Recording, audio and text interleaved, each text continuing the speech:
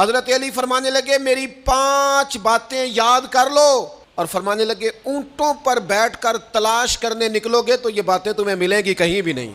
फरमाते हैं पहली बात ये याद रखना, बंदे को उम्मीद सिर्फ अपने रब से रखनी चाहिए। दूसरी बात बयान करते हैं, फरमाते हैं अपने गुनाहों से डरा करो, कहीं ऐसा ना हो कि तुम्हारी नाफरमानियाँ रब की नाराज़गी का सबब बन जाए। तीसरा फरमाते हैं अगर तुम जाहिल हो ना, तुम्हें पता नहीं, तो इल्म के बारे में सवाल करने से कभी ना शर्माना, पूछ लेना, फ़ायदा होगा। मेरे खुदा चौथी बात इरशाद फरमाते हैं ये उलमा के लिए, फरमाया अगर आलिम को किसी मसले का इल्म ना हो तो गलत बात ना बताए, बल्कि कह दे वल्लाहु आलम, अल्लाह बेहतर जानता है।